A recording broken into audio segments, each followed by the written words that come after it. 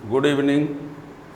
आज आज आप लोगों के लिए हम बहुत अच्छा टॉपिक लेके आए हैं। Physics 12th class 6 chapter electromagnetic induction. Electromagnetic induction ऐसा टॉपिक है, ऐसा चैप्टर है जो आप लोगों के लिए, चाहे वो कोई भी एग्ज़ाम हो, चाहे स्टेट बोर्ड हो, चाहे CBSE बोर्ड हो, चाहे नीट JEE हो, है ना, सब में इससे क्वेश्चन आते रहते हैं इस चैप्टर से। और इस चैप्टर का जो रूट है वो जिसको कहा जाए वो है मैग्नेटिक फ्लक्स सबसे पहले, है ना।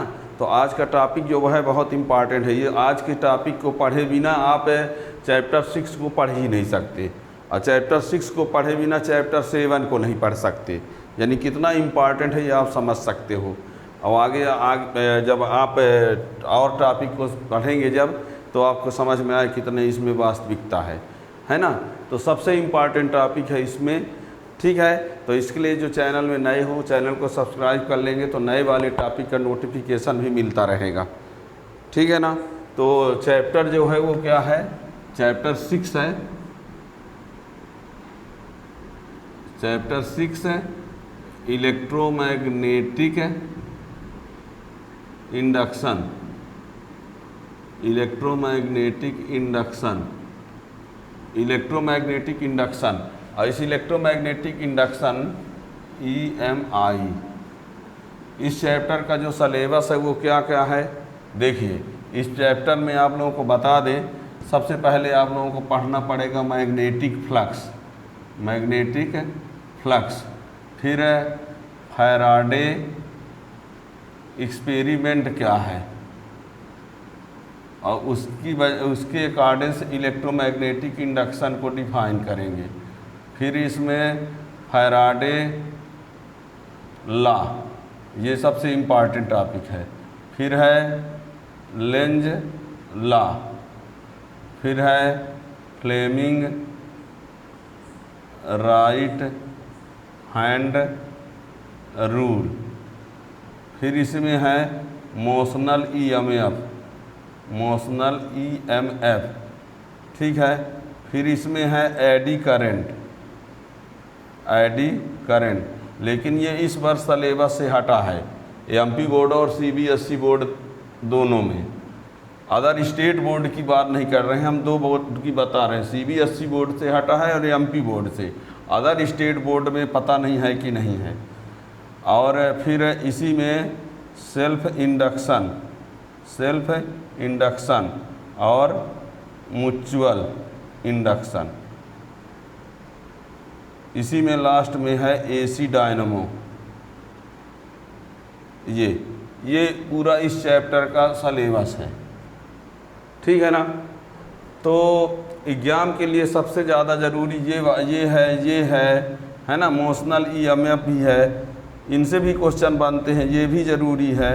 यानी सब ज़रूरी है। वैसे ज़्यादा इम्पॉर्टेंट की बात स्टेट बोर्ड में ये ज़्यादा, CBSE बोर्ड में भी ज़्यादा इससे क्वेश्चन बनते हैं, मोशनल EMF से भी बनते हैं, है ना। इनसे इनका भी डेरिवेशन भी है ना। वही नहीं, आप कुल मिला के सब आपको पढ़ना है, कुछ छोड़ना नहीं है। एक्सपेरिमेंट की बिना समझेंगे नहीं, ये सब के सब ज़रूरी हैं, ठीक है ना। लेकिन मैग्नेटिक फ्लक्स सबसे, इनमें से सबसे ज़रूरी, यानी कोई भी ऐसा टॉपिक नहीं होगा जिसमें मैग्नेटिक फ्लक्स का यूज ना हो, ठीक है ना। जैसे कहते हैं रामचरितमानस में कोई चौपाई नहीं जिसमें राम ना आता हो, ठीक ऐसे ही इस चैप्टर में कोई ऐसा क्वेश्चन नहीं होगा, कोई ऐसा टॉपिक नहीं होगा जिसमें मैग्नेटिक फ्लक्स ना आता हो। यानी मैग्नेटिक फ्लक्स ही सब कुछ है इसमें, ठीक है ना। तो सबसे पहला टॉपिक मेरा क्या है इसमें, magnetic flux, magnetic flux. Magnetic flux क्या होता है, total number of magnetic field line, किसी प्लेन या सरफेस से पास होने वाली total number of magnetic field line को मैग्नेटिक फ्लक्स कहा जाता है। जैसे इलेक्ट्रिक फ्लक्स आप लोगों ने फर्स्ट चैप्टर में पढ़ा होगा, है ना। तो इलेक्ट्रिक फ्लक्स में total number of electric field line बोलते थे, इसमें बोलना पड़ेगा total number of magnetic field line passing normally through any surface और प्लेन। किसी सरफेस या प्लेन से पास होने वाली जितनी total number of magnetic field line होंगी, उनका टोटल नंबर ही क्या होता है, मैग्नेटिक फ्लक्स होता है। यानी total number of magnetic field line passing normally through any close surface और plane is called magnetic flux. Linked with that surface or plane. Magnetic flux को इंडिकेट किया जाता है फाई से लिखा रहता है, कहीं फाई बी लिखा रहता है, कहीं फाई एम लिखा रहता है ना। तो आप जिससे भी इंडिकेट कर दीजिए, है ना, अपनी यानी ये कि मैग्नेटिक फ्लक्स को हमने फाई लिखा ये बता के, ठीक है ना। इनमें से कोई भी लिखा जा सकता है, ठीक। अब मैग्नेटिक फ्लक्स जो होता है स्केलर क्वांटिटी होती है, इसकी यूनिट होती है सीजीएस सिस्टम में मैक्सवेल होता है, एसआई में वेबर होता है। एसआई सिस्टम में इसकी यूनिट जो है वो वेबर और सीजीएस सिस्टम में मैक्सवेल, और 1 वेबर इक्वल टू होता है, यानी हमने ये कहा एसआई में इसकी यूनिट जो होती है, यूनिट वो क्या होती है, वेबर, और सीजीएस में इसकी यूनिट जो होती है क्या होती है, मैक्सवेल, ठीक है ना। और वेबर और मैक्सवेल के बीच रिलेशन होता है 1 वेबर इक्वल टू 10⁸ मैक्सवेल, या 1 मैक्सवेल इक्वल टू होता है 10⁻⁸ वेबर, ठीक है। तो ये सब कुछ है। फिर इसका मेजरमेंट कैसे करेंगे, ठीक है। तो पहले हम क्या बता दें, इसकी डिफिनेशन को यहाँ पर लिखे दे रहे हैं, ठीक है ना। तो यानी total number of magnetic field line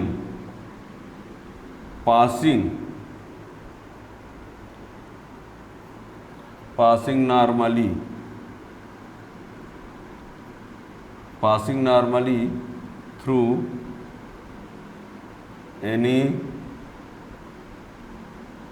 surface or plane. Total number of magnetic field line passing normally through any surface or plane is called magnetic flux linked with that surface. Linked with that surface, it is denoted by phi, या कि हमने कहा phi b, या कि हमने कहा phi m, कोई भी लिख सकते हैं। It is a scalar quantity. Its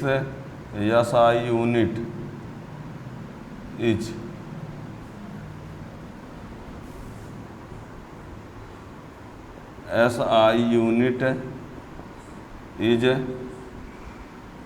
Weber and CGS unit is Maxwell, where 1 Weber equal to 10⁸ Maxwell, or 1 Maxwell equal to 10⁻⁸ weber. और भी यूनिट क्या होंगी, हम इसकी और यूनिट भी बता देंगे इसके बाद, डायमेंशन के बाद, ठीक है ना। Total number of magnetic field line passing normally through any surface of plane is called magnetic flux linked with that surface, denoted by phi, और फाई भी फाई एम कई होते हैं, स्केलर क्वांटिटी है, इसकी यूनिट वेबर होती है, जैसे सीजीएस में मैक्सवेल, इनके बीच ये रिलेशन। इसको मेजर कैसे करते हैं, देखिए, मेजर करने के लिए फार्मूला होता है, ऐसा नहीं काउंट करना पड़ेगा, ठीक है ना।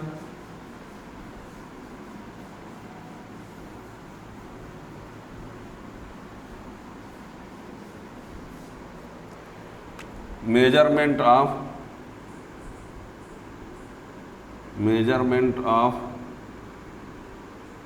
मैग्नेटिक फ्लक्स, देखिए, if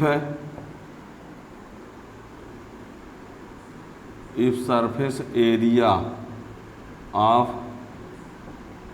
plane is a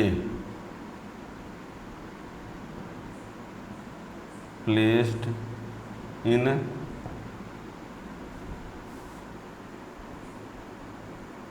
magnetic field B. If surface area of plane is A placed in magnetic field B, कोई सरफेस एरिया है ए और वो मैग्नेटिक फील्ड में है, देन मैग्नेटिक फ्लक्स क्या होगा, then magnetic flux linked with plane is phi equal to B A, ये होता है। इफ है main point, if theta is the angle between normal on the plane and magnetic field,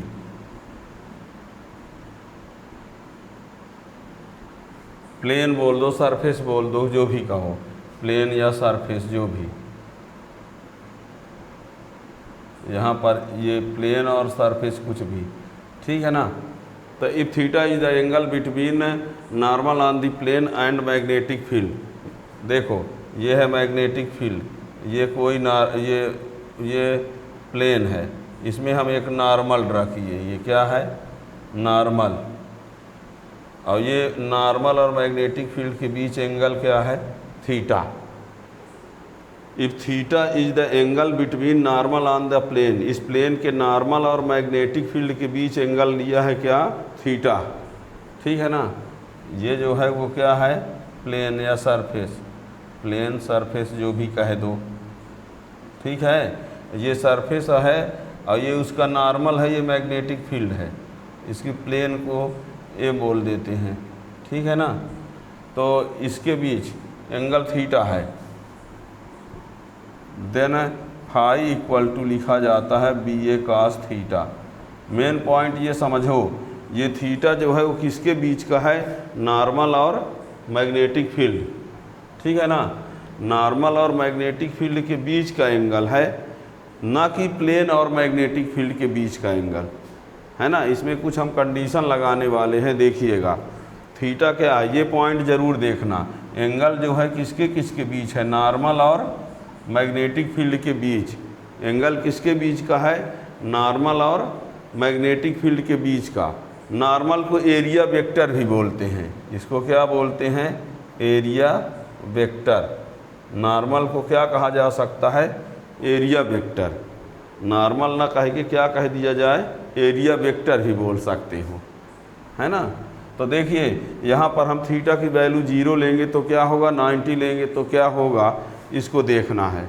लेकिन इस बात को मत भूलना, नॉर्मल और मैग्नेटिक फील्ड के बीच का एंगल लेना है, ना कि सरफेस और मैग्नेटिक फील्ड के बीच, ठीक है ना। इसी में कन्फ्यूजन होता है बच्चों को। अभी देखना,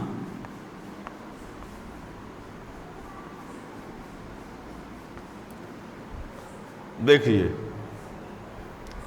यदि हम समझिएगा, ये देखना यहाँ पर ये क्या है मैग्नेटिक फील्ड है, ठीक है।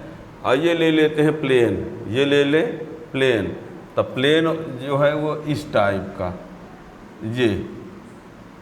ये मैग्नेटिक फील्ड है, ये प्लेन है, दोनों एक दूसरे से क्या है पैरेलल हैं। कैसे हैं पैरेलल, ये ए है, मैग्नेटिक फील्ड और प्लेन जो है एक दूसरे के क्या हैं पैरेलल।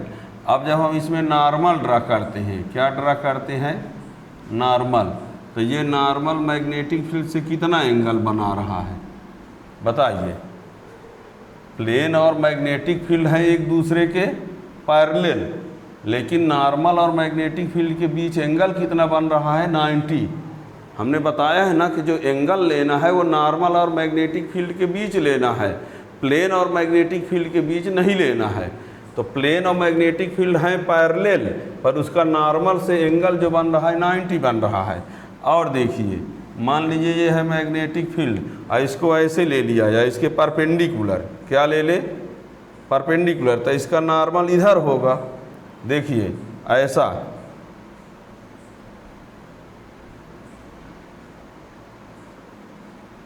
ये है प्लेन और इसका ये क्या है नॉर्मल, तो नॉर्मल और मैग्नेटिक फील्ड के बीच एंगल कितना बन रहा है? 0। यानी ये समझ लो कि जब प्लेन और मैग्नेटिक फील्ड और प्लेन परपेंडिकुलर होंगे तो थीटा 0 होगा, और जब पैरेलल होंगे तो थीटा 90 होगा। क्यों होगा? क्योंकि जो एंगल है वो नॉर्मल से लेना है और मैग्नेटिक फील्ड के बीच। ठीक है ना? ये ना कह देना कि परपेंडिकुलर माने 90 होता है। अरे परपेंडिकुलर इसके साथ ये 90 जरूर है, पर एंगल जो है नॉर्मल से देखना है। पैरेलल ये जरूर है, पर एंगल इसके नॉर्मल से देखना है। ठीक है ना? तो एंगल की बात यदि करें तो जो एंगल है वो नॉर्मल और मैग्नेटिक फील्ड के बीच का है, इसलिए पैरेलल होने पर 90 और परपेंडिकुलर होने पर 0 बनता है। वजह है एंगल जो है नॉर्मल और मैग्नेटिक फील्ड के बीच का है, इसलिए ऐसा हो रहा है। ठीक है? इस पॉइंट को नहीं समझेंगे तो कभी नहीं बन पाएगा। हैं? बच्चे सोचेंगे सर गलत बोल रहे हैं, नॉर्मल मीन्स 90 होना चाहिए, नॉर्मल मीन्स परपेंडिकुलर मीन्स 90 होना चाहिए। तो परपेंडिकुलर ये और ये आए हैं, पर नॉर्मल इसके साथ 0 बना रहा है, और ये पैरेलल जरूर है पर इसका नॉर्मल इससे 90 एंगल बना रहा है। इसको समझेंगे तभी कंफर्म हो पाएगा। तो हम केस लगाते हैं, स्पेशल केस फर्स्ट। इफ है theta equal to 90 degree that is plane is parallel to magnetic field. देख लो ये पैरेलल है पर एंगल क्या बना है? 90।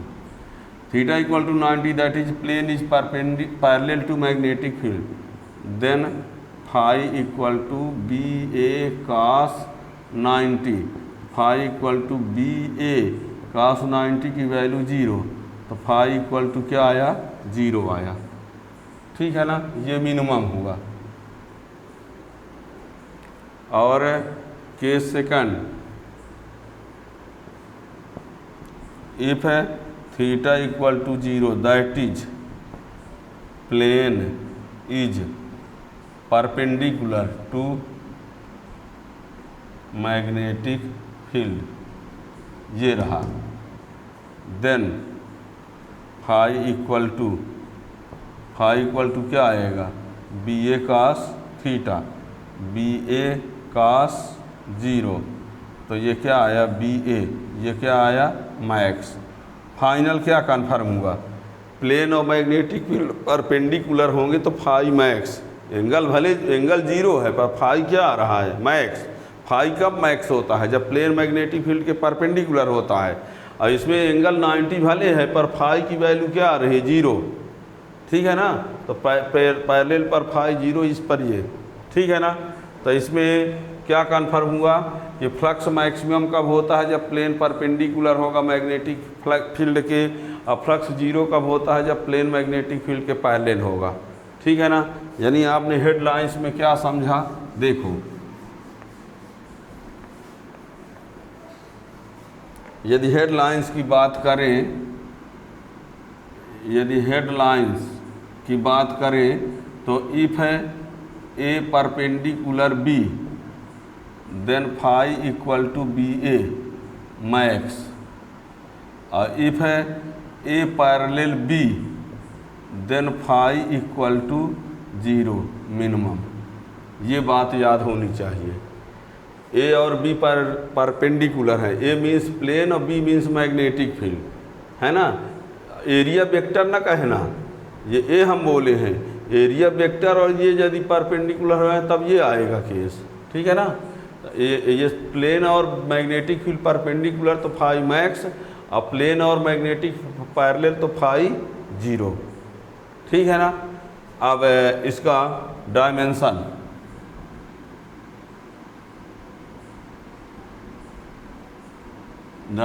फार्मूला ऑफ फाई, तो since phi equal to B A होता है, बी का डायमेंशन क्या होता है? M L 0 T minus 2 A minus 1, इतना ये M L 0 T minus 2 A minus 1 ये बी का है, और ए का कितना होगा? एल स्क्वायर ये बी का इतना होता है, एम एल 0t-2 a-1, ये एरिया है, ए एरिया है तो एल स्क्वायर, तो कुल मिला के कितना बना M L square t-2 a-1, ये किसका हुआ डायमेंशन फार्मूला इसका। ठीक है ना। अब कुछ बातों को और समझिए, देखिए phi equal to M L square t-2 a-1 हुआ, क्या हम इसको ऐसा लिख सकते हैं एम एल स्क्वायर t-2 अपान ए, और ये किसका है, ये है वर्ग, ये है वर्ग, और ये है करंट। ठीक है ना, ये क्या है वर्ग है, ये क्या है करंट है। तो इसकी यूनिट क्या बनाई जा सकती है जूल पर एम्पियर। ठीक है ना, तो ये इसकी यूनिट फाई की एक यूनिट ये बन गई फाई। देखिए एम एल स्क्वायर t-2 है तो इसको आप इतना बटे ये लिख सकते हो, और एम एल स्क्वायर t-2 वर्ग का है, ये ए जो है करंट का है, तो वर्ग का जूल हो गया, करंट का एम्पियर हो गया। तो फाई की एक यूनिट क्या बन गई जूल पर एम्पियर, जूल पर एम्पियर। आगे बढ़ते हैं, इसी को देखिए और आगे वर्ग को यानी इसको आगे बढ़ाते हैं, ये जूल अपान इसको लिख सकते हैं Q अपान T, एम्पियर ये एम्पियर को लिख सकते हैं कूलाम अपान सेकेंड। क्यों लिख सकते हैं, I equal to Q upon T होता है कि नहीं,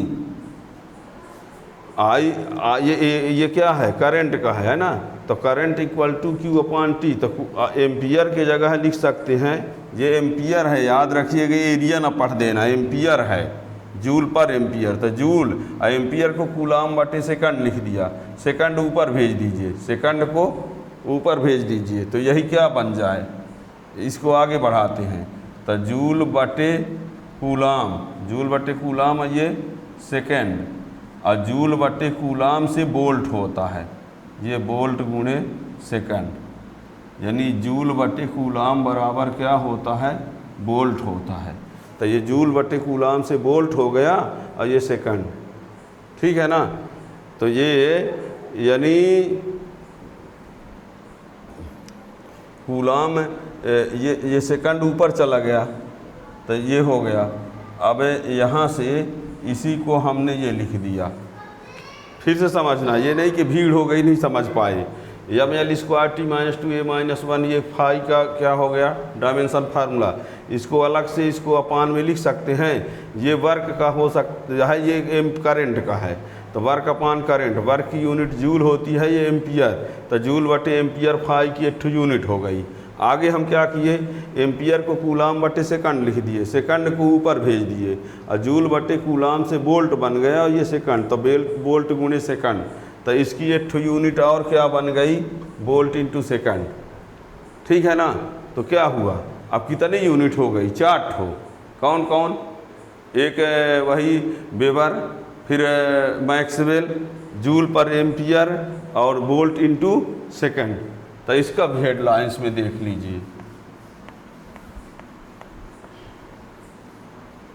क्या हेडलाइंस मिला है, हेडलाइंस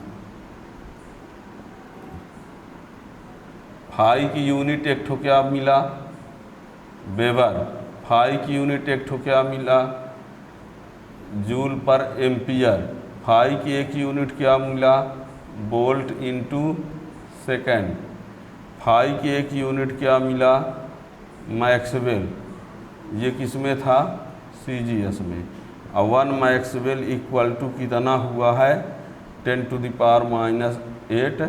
वेबर। ठीक है, याद रखना। एक और भी यूनिट कह सकते हो kg metre square second -2 ampere -1, ये भी हो सकता है। 1 2 3 4 5 ठो यूनिट हैं। ठीक है ना, ये भी यूनिट होता है, इसका ये भी यूनिट होता है, ये भी यूनिट होता है, ये भी यूनिट होता है, और ये भी होता है डायमेंशन के हिसाब से kg metre square second -2 ampere -1 भी इसका यूनिट होता है। ठीक है ना, तो मैग्नेटिक फ्लक्स ये आप लोगों को समझ में आ गया होगा। मैग्नेटिक फ्लक्स जब समझ में आ गया है तो आगे फैराडे ला, फैराडे प्रयोग कुछ भी आप पढ़ेंगे सब समझ में आएगा। अब 1 बाय 1 यदि आप क्रम से आप पढ़ते जाएंगे तो सब कुछ समझ में आ जाएगा, आपको कभी और की ज़रूरत ही नहीं पड़ेगी और हेल्प की, इसको यदि आप क्रम से समझते जा रहे हैं तो। लेकिन यदि ऊपर ऊपर आप वीडियो के हेडिंग देखते जाएंगे तो कभी नहीं बनेगा। आप हमेशा चाहे एक दिन में आप एक मिनट में 100 वीडियो का हेडिंग देख सकते हो पलटा के। यदि समझना होगा, पढ़ना होगा तब के काम में आएगा, वैसे देखने भर के लिए नहीं है ये, है ना। तो यदि समझ में आ गया हो, आगे वीडियो चाहते हो कि आगे वाला हमको नोटिफिकेशन आता रहे तो चैनल को सब्सक्राइब कर लेंगे तो आपको न्यू वीडियो का नोटिफिकेशन मिल जाएगा। और एग्ज़ाम के लिए जो इम्पॉर्टेंट क्वेश्चन होंगे वो हम टाइम से क्वार्टरली के लिए क्वार्टरली, एनुअल के लिए एनुअल, हाफ ईयरली के लिए सब क्वेश्चन इम्पॉर्टेंट क्वेश्चन भी बताते चलेंगे। Thank you.